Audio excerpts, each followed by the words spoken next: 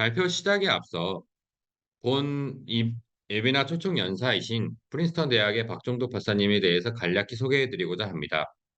프린스턴 대학 박종덕 박사님은 제가 최근에 재미 한인 재학인 협회 카스비피에서 뵙고 인사를 드렸던 분입니다. 현재 미국 내 재학 관여 분야에서 활발하게 또한 네트워킹을 하고 계시고 미국 내 한인 연구자들 및 한국에서 미국을 컨택하시는 분들에게 많은 도움을 주고 계시는 분이기도 합니다. 또한 박준도 박사님은 현재 UC 버클리 대학에서 케미스트리를 전공하시고 현재 프린스턴 대학에서 모하메드 교수님 랩실에서 미세조류, 미생물의 천연 신호전달 대사체 분석을 하였고 또한 휴먼 마이크로바이옴의 대사체에 대한 연구도 활발히 진행해 오고 계십니다. 다시 한번 아이빔 테크놀로지의 연사로 참여해 주심에 있어서 너무나 감사드리며 박정도 박사님 그럼 발표 부탁드리겠습니다. 네, 안녕하세요. 웨비나에 제 연구를 발표할 기회를 주셔서 정말 감사합니다. 제 연구는 박테리아에서 내추럴 프로덕트를 디스커버리하는 그런 연구를 하고 있습니다. 우리말로는 천연물 연구로 알려져 있는 필드입니다. 어, 오늘 이제 두 가지 프로젝트에 대해서 말씀드릴 예정인데요. 첫 번째로는 이제 바다에서 사는 이 마이크로 알지와 박테리아의 공생 관계를 이용해서 새로운 이제 스몰 몰큐를 찾고 또 이제 크라이오 EM을 이용한 마이크로 ED라는 그런 메터드를 통해 1mg 미만의 아주 적은 양으로도 구조를 분석할 수 있는 그런 방법을 소개시켜 드릴 예정이고요. 또 두 번째로는 이제 현재 진행 중인 휴먼 겉 마이크로바이옴 프로젝트를 통해 휴먼 패스전에서 나온 스몰 모레큘이 우리 몸에 어떠한 영향을 주는지를 소개해 드릴 예정입니다. 제 연구 소개에 앞서 먼저 내추럴 프로덕트가 생소하실 수도 있으니 간단하게 백그라운드를 설명해 드리겠습니다. 보통 내추럴 프로덕트라고 하면 이제 뭐 all domains of life에서 만들어지는 그런 스몰 몰레큘을 생각하시면 됩니다. 스몰 몰레큘이기 때문에 5,000 덜튼보다 작은 그런 몰레큘을 말하는데요. 사실 이런 내추럴 프로덕트는 우리 생활에 굉장히 밀접하게 연관되어 있습니다. 예를 들어 우리가 아침에 마시는 티나 커피 안에 있는 카페인이라던가 혹은 우리 몸의 중요한 코팩터인 이제 바이라민 같은 경우도 내추럴 프로덕트의 한 종류입니다.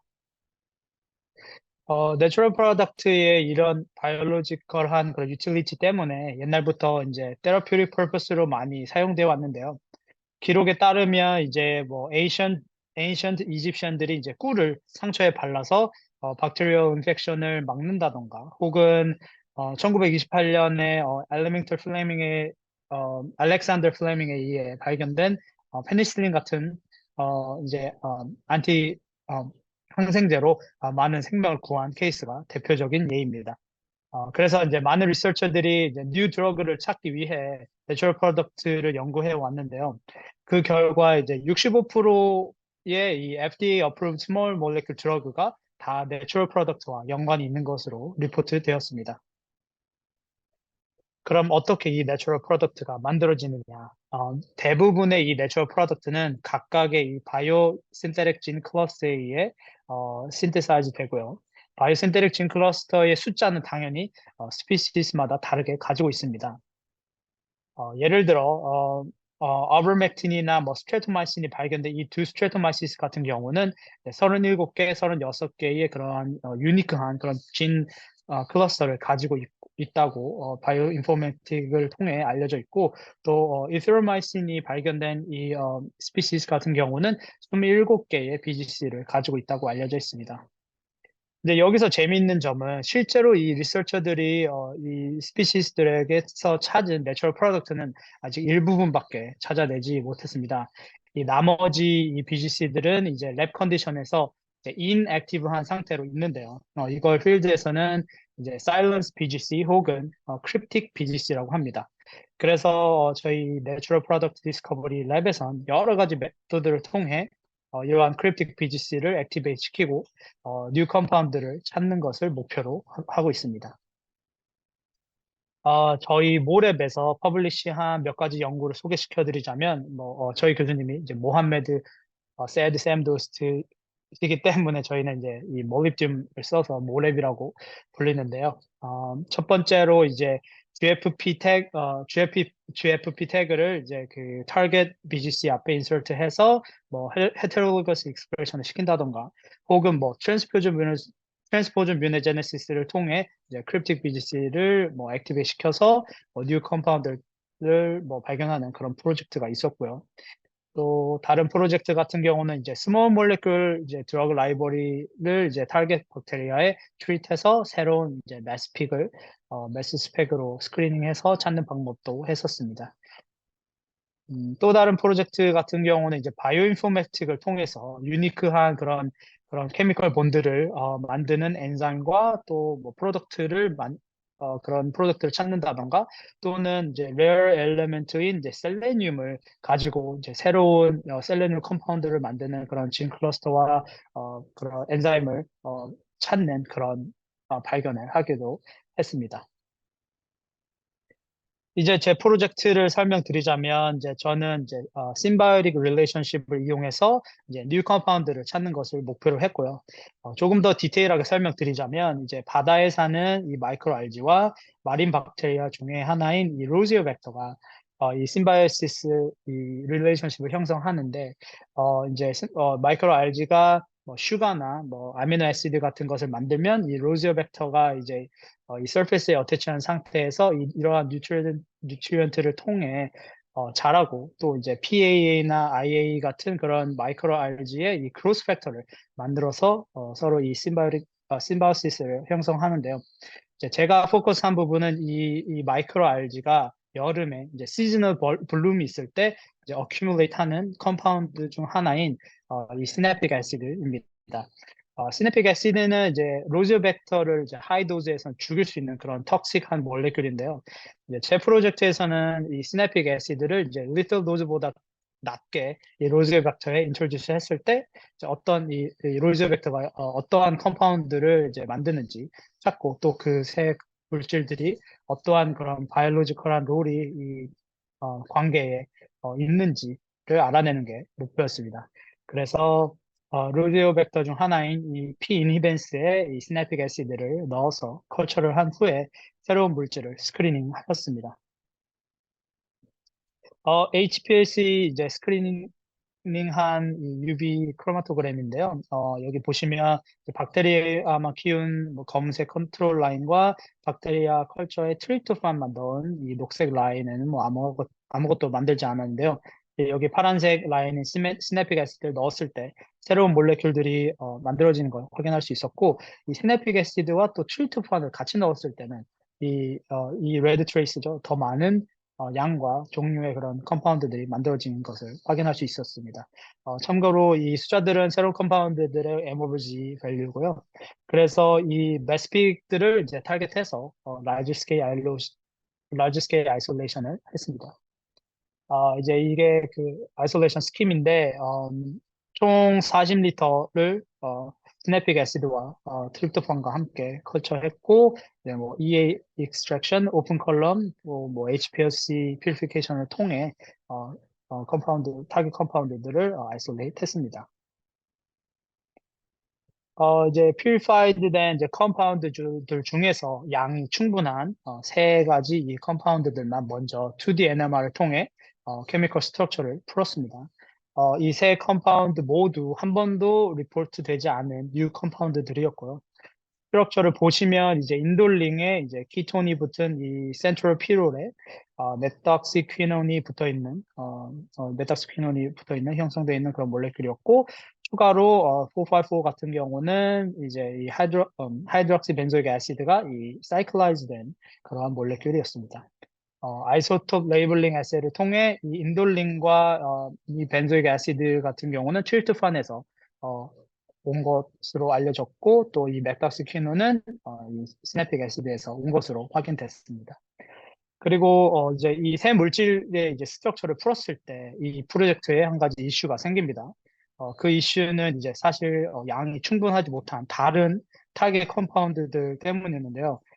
양이 뭐 1mg도 안 돼서 이제 NMR이나 엑스레이 크리스탈로그래피를 이제 어플라이 하지 못하는 그런 컴파운드들을 그럼 어떻게 structural elucidation을 하느냐, 어떻게 구조를 분석을 하느냐가 그 이슈였습니다. 사실 이런 이슈는 이제 내추럴 프로덕트 이 디스커버리 필드에 굉장히 뭐 되게 커먼 챌린지 중 하나입니다. 그래서 실제로 실험을 해보면 이제 컴파운드를 이제 1mg 이상만 퓨리파이 해도 굉장히 뭐 럭키라는 그런 소리를 하고 또 대부분의 이 프로덕트들이 이제 프로덕션 레벨이 매우 낮아서 이제 스트럭처를 풀지 못하는 경우가 아주 많습니다. 물론 뭐 100리터, 200리터 더 많이 키워서 뭐 퓨리파이를 할 수 있지만 사실 뭐 레이버 인텐시브 월게 되고 또 충분한 양이 뭐 모일 거라는 그런 개런티도 없기 때문에 뭐 더 많이 키우는 게 뭐 옵티멀한 솔루션은 아니죠. 그래서 이제 아주 적은 양으로도 이 스트럭처를 풀 수 있는 그런 메소드를 찾으려고 했고 이제 어플라이를 해본 게 이제 크라이오 EM 마이크로 ED 메소드입니다. 마이크로 크리스탈 일렉트론 디프렉션을 이제 마이크로 ED라고 하는데요. 이 메소드는 원래 이제 프로틴 스트럭처를 풀기 위해 디벨롭된 그런 메소드입니다. 2013년에 UCLA 메디컬 스쿨에 있는 프로페서 고는 그룹에서 처음 선보인 메소드고요. 이 메소드는 이제 엑스레이 디프렉션 메소드와 매우 유사한 그런 메소드입니다. 이제 다른 점은 이제 이 마이크로 ED 메소드 같은 경우는 크라이오 EM에서 일렉트론 빔을 이용한 그런 디프렉션을 통해 스트럭처를 푸는 것이고 또 이 메소드의 장점은 이 크리스탈의 크기가 원래 엑스레이 크리스탈에서 필요한 크기보다 50배에서 100배나 아주 작은 크리스탈로도 디프렉션 데이터를 얻을 수 있는 장점이 있는 그런 메소드입니다. 운이 좋게도 프린스턴에 크라이오엠이 있었고 그래서 이 메소드를 이제 내추럴 프로덕트 디스커버리 필드에 한번 어플라이 해보자 해서 그런 양이 적을 때도 구조를 분석할 수 있는 그런 방법을 한번 어플라이 해보자라는 게 목표였습니다. 이제 처음에 프루프 오브 컨셉으로 이 아세토아미노펜을 이제 먼저 푸는 것을 먼저 목표로 했습니다. 이제 처음에 이미지를 보시면 뭐 구조 자체가 뭐 넌센스 스트럭처죠. 근데 이제 시간이 점점 갈수록 이제 점점 비슷해져 가는 것을 보실 수 있는데요. 사실 뭐 프린스턴의 크라이오 EM 스태프도 뭐 마이크로 ED 메소드를 뭐 전혀 할 줄 몰랐고 존재하는 것도 사실 몰랐고 저도 뭐 크라이오 EM 자체가 처음이었기 때문에 정말 뭐 많은 어템트와 트러블 슈팅을 통해 점점 나아져 갔습니다. 그리고 이제 많은 시도 끝에 이 아세토아미노펜 스트럭처를 이제 마이크로 ED를 통해 풀 수 있었습니다. 디프렉션 데이터는 약 1 마이크로미터의 길이의 크리스탈에서 얻었고 레졸루션 같은 경우는 0.75 앵스트롬의 레졸루션을 어치브했습니다. 이제 proof of concept을 했으니 이제 실제로 이제 purified 된 타겟 컴파운드를 사용해서 이 마이크로 ED를 어플라이 해보았습니다. 이제 이미지를 보시면 이제 이 크리스탈들과 크리스탈 이 디프렉션 패턴을 보실 수 있습니다. 총 3개의 컴파운드의 이 스트럭처를 풀 수 있었고, 레솔루션은 0.9 앵스트롬, 그 다음에 0.98 앵스트롬이었습니다. 스트럭처를 보시면 485 같은 경우는 이제 이 아까 2D 애니멀로 풀었던 335의 이 하이드록시 벤조이크 애시드가 링 오픈 포메이션으로 이루어져 있는 것을 볼 수 있었고 802와 788 같은 경우는 이제 이 335와 485가 여기에 tertiary carbon을 센터에 만들면서 이 fused 된 그런 유니크한 스트럭처를 보실 수 있습니다. 모두 한 번도 리포트 되지 않는 뉴 내추럴 프로덕트들이었었습니다. 추가로 더 퓨리파이한 그런 뭐 한두 컴파운드들을 포함해서 총 8개의 뉴 내추럴 프로덕트를 발견하였고 이제 각각 이 이름을 지어 주었습니다. 한 가지 말씀드리고 싶은 건 이제 이 프로젝트가 세계에서 두 번째로 마이크로 ED를 이 내추럴 프로덕트 디스커버리에 성공적으로 어플라이한 그런 프로젝트였습니다. 아쉽게도 첫 번째는 같은 해에 이 페이퍼가 퍼블리시 되기 뭐 몇 달 전에 그 UCLA 그 메디컬 스쿨에서 먼저 퍼블리시 하는 바람에 첫 번째 타이틀을 놓쳤지만 그래도 성공적인 프로젝트였었습니다. 그럼 마지막으로 그럼 이 새로 찾은 뉴 몰레큘들이 호스트인 이 마이크로 RG한테 어떠한 영향을 주나 사이로톡시시티 에세이를 통해 알아보았습니다. 어, 그래서 그중 찾은 컴파운드 중 이 네 가지 컴파운드가 이제 꽤 디센트한 그런 아우지사이더 액티비티를 가진 그런 몰레큘로 밝혀졌습니다. 첫 번째 프로젝트의 이제 서머리를 하자면 마이크로 알지와 로지오 벡터의 그런 심바이오틱 릴레이션십을 통해 뉴 내추럴 프로덕트를 발견하였고 마이크로 알지가 이제 턱신 몰레큘인 시냅틱 애시드를 프로듀스 했을 때 이 로지오 벡터는 이 셀프 디펜시브 메커니즘으로 이 시냅틱 애시드를 이용해서 오히려 이 호스트를 역으로 공격할 수 있는 그런 새로운 몰레큘을 만들고 그러함으로 인해서 패러시틱 이 메커니즘이 있다는 것을 밝혀냈고 또 이 마이크로 ED 메소드를 이 내추럴 프로덕트 디스커버리 필드에 성공적으로 어플라이해서 아주 적은 양의 1mg 이하의 미만의 아주 적은 양으로도 스트럭처를 풀 수 있는 그런 프로젝트를 어, 성공적으로 보여드렸습니다. 이번엔 이제 지금 현재 진행 중인 연구를 소개시켜 드리고자 합니다. 연구 주제는 이제 휴먼 것 마이크로바이옴인데요.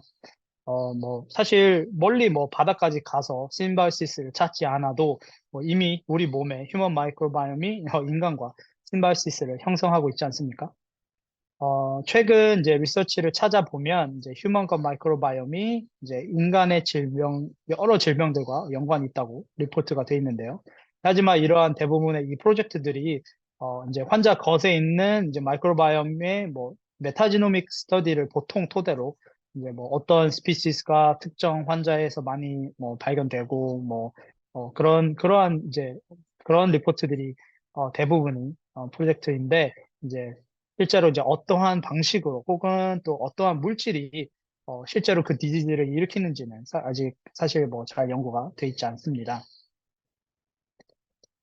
최근에 몇몇 이 내추럴 프로덕트 디스커버리 랩에서 이 휴먼 마이크로바이옴 연구를 시작했고요. 특히 이 디지즈와 연관이 되어 있다고 리포트 돼 있는 그런 박테리아에서 새로운 컴파운드를 찾고 그리고 그 컴파운드가 이 디지즈와 어떠한 연관이 있는지를 연구하고 있습니다.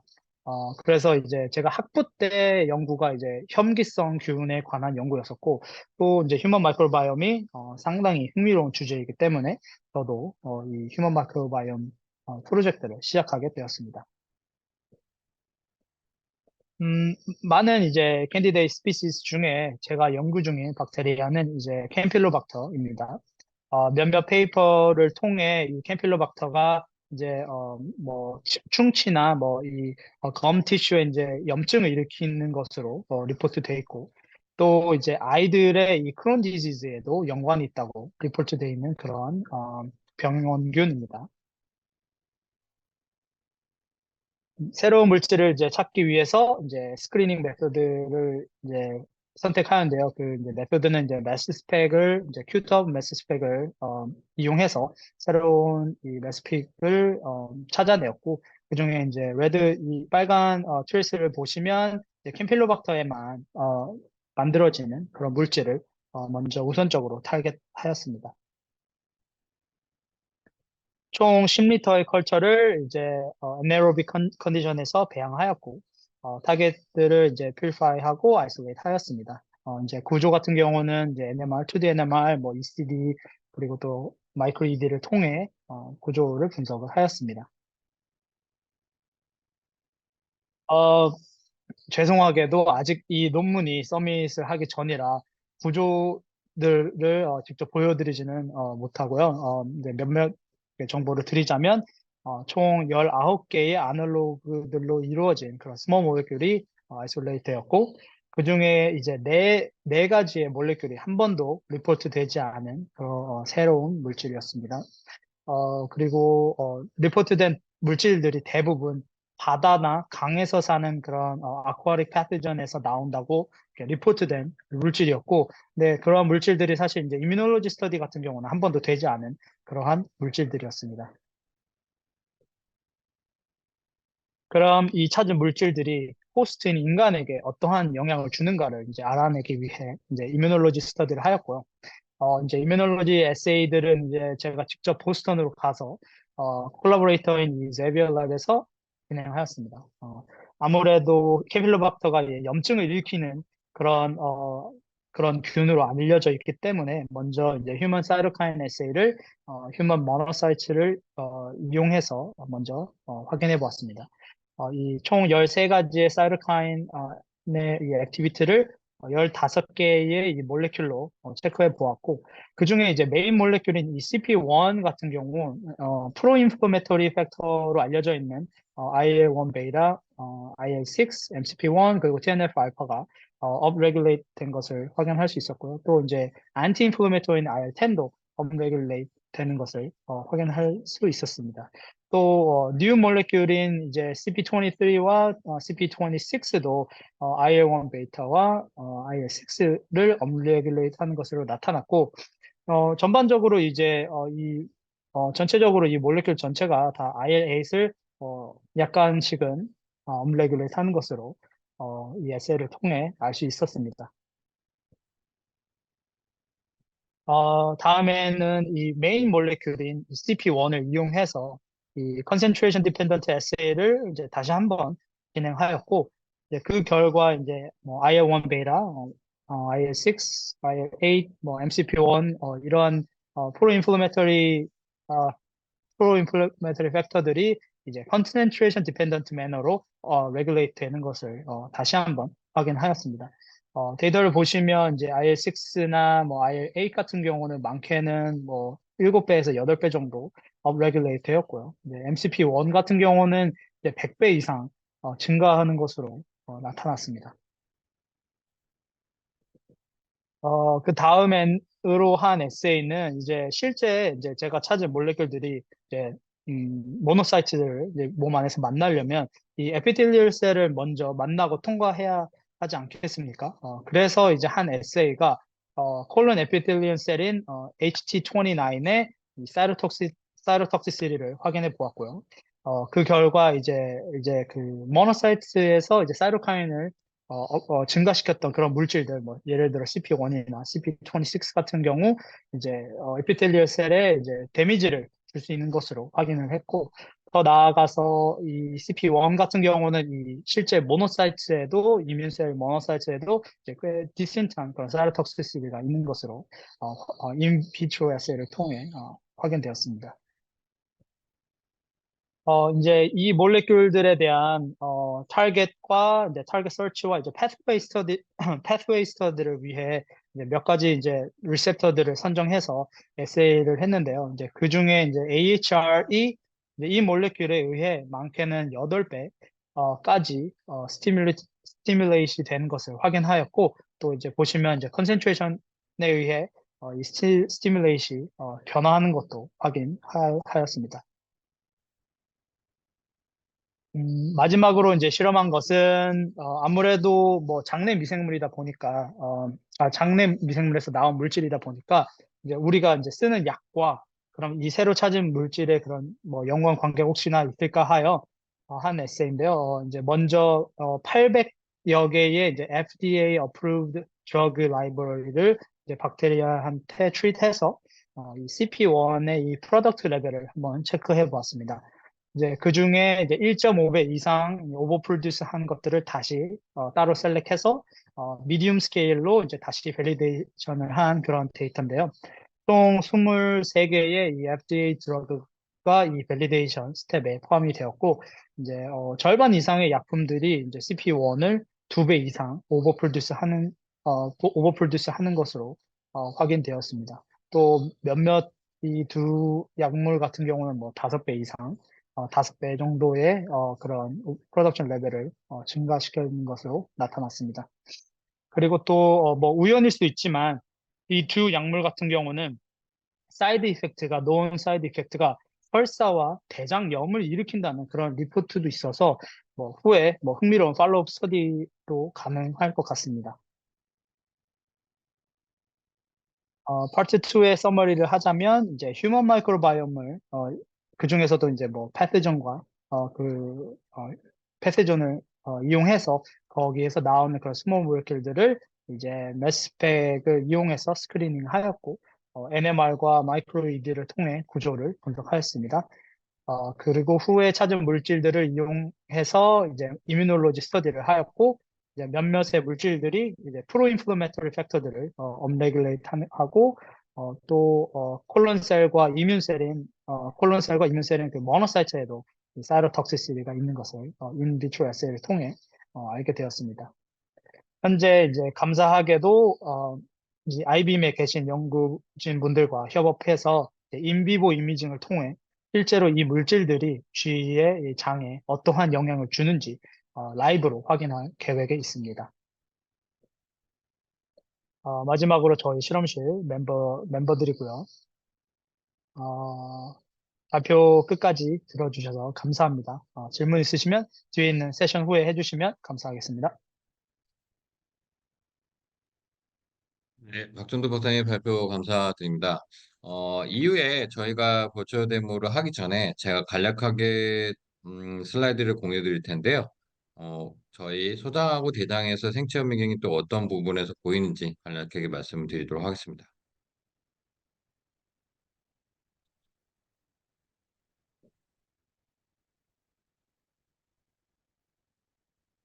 저희 버추얼 데모를 진행하기 앞서 세미나에서 말씀해 주시는 추출물들이 소장하고 대장에서의 이제 생체 현미경을 통해 어떠한 이미징이 분석이 되는지 간략하게 먼저 설명을 드리도록 하겠습니다.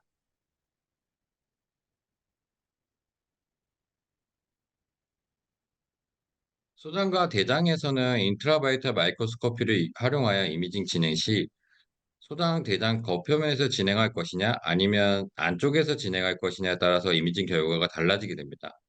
겉표면에서는 혈관 및 조직 간의 관계는 보일 수 있으나 장내 세포병에 대한 부분과 세포막에서의 염증 및 다양한 기전의 확인은 루멘 부분을 영상화하는 것으로 확인될 수 있습니다. 그럼 이러한 부분을 실질적으로 인트라바이트 마이크로스코피를 통해서 어떠한 결과를 볼 수 있는지에 대해서 저희 권영진 관장님이 준비를 할 텐데요. 이런 이 슬라이드에서 보시는 것처럼 왼쪽에는 대장이고 오른쪽에는 소장에 대한 타입 정션 등의 이게 볼 수가 있습니다.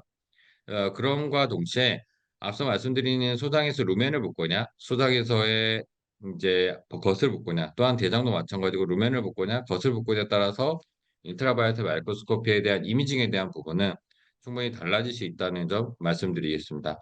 그래서 저희 고정진 과장님이 이제 마우스 준비, 마운팅 및 영상화 결과까지 버추얼 데모로 현재 보여드리도록 하겠습니다. 권현주 과장님 부탁드리겠습니다.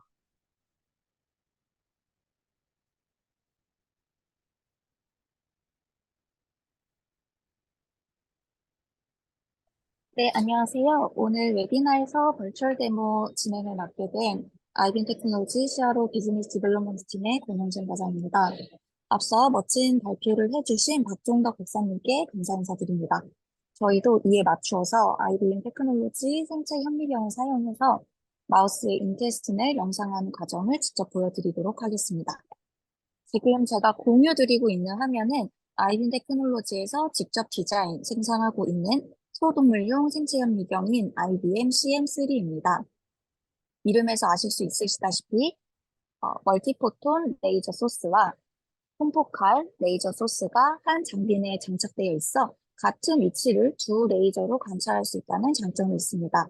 콤보칼은 다양한 형광 다이를 디텍션할 수 있다는 장점이 있고, 특히 투포톤은 콜라겐이나 파이버와 같이 반복된 구조의 물질에서 형광 레이블링 없이 세컨 할모닉 제너레이션 시그널을 관찰할 수 있기 때문에 장 내의 섬유화 또는 다른 세포들을 관찰하는 데에 최적화된 장비라고 할 수 있겠습니다. 다음으로 오늘 사용할 마우스 모델입니다. CO17BL6N 와일드타입 마우스이며 혈관을 염색하기 위해서 저희가 제조하고 있는 인비보 레이블링 키트를 주사해 놓았습니다. 자세한 실험 스킨과 시연은 화면 공유 후에 보여드리도록 하겠습니다.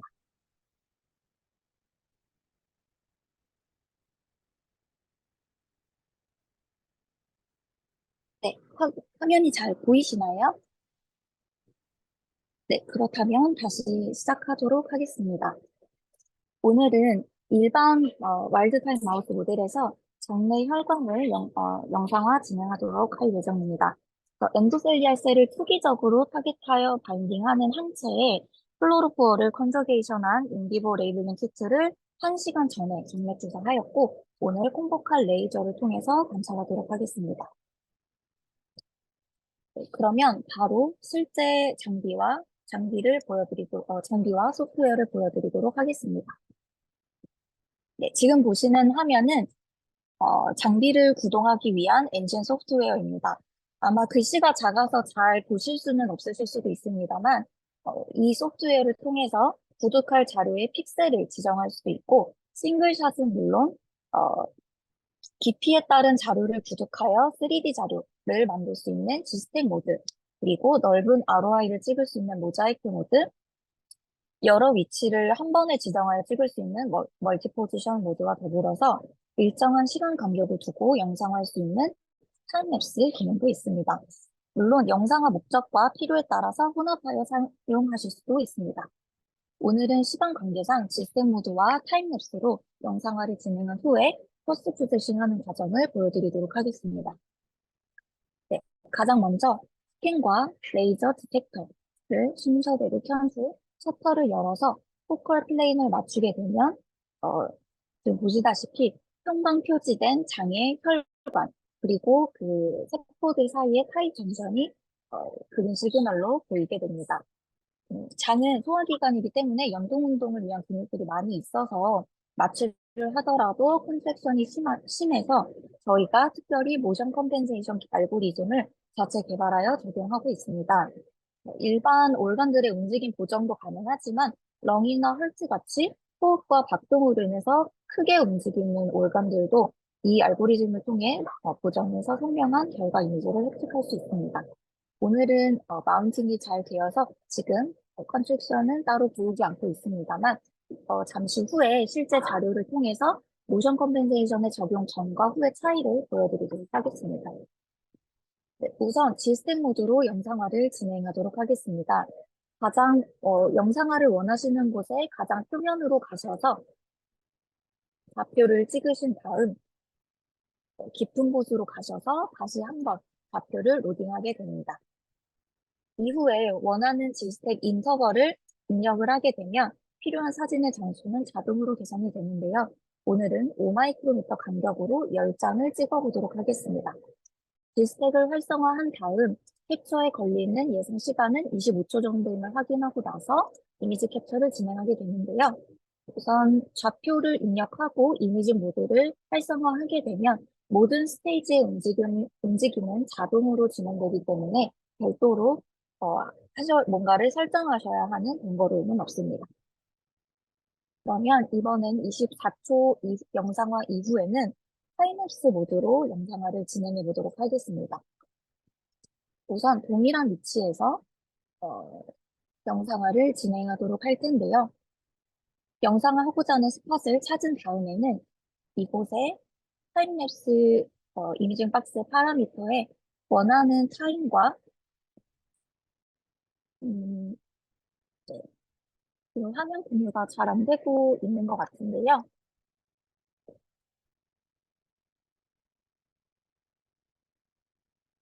네, 지금 보시다시피 타임랩스 랩에서 이미징 모드 박스에서 인터벌의 시간 5초 간격으로 찍겠다 혹은 타임 포인트 몇 번의 간격을 찍겠다 그리고 포토 블리칭을 방지하기 위한 셔터의 자동 온오프 시간을 입력하신 다음 타임랩스에서 타임랩스를 활성화하시고 나서 영상화를 시작하시게 됩니다. 그러면 이 또한 마찬가지로 제가 지스텍이나 모자이크와 같은 스테이지의 움직임을 설정하지 않았기 때문에 스테이지 움직임은 없지만 셔터에 꺼지는 것과 켜지는 것 그리고 이 촬영되는 시간의 계산은 역시 마찬가지로 모두 자동으로 진행되고 있습니다. 시간 관계상 영상화는 이 두 가지 모드만 보여드리도록 하고 이전에 박준덕 박사님께서 발표하시는 동안 저희가 구독했던 자료를 사용해서 포스트 프로세싱을 해보도록 하겠습니다. 네, 먼저 2D 비주얼라이제이션 탭에서 지스텍 영상화 자료를 열어보도록 하겠습니다.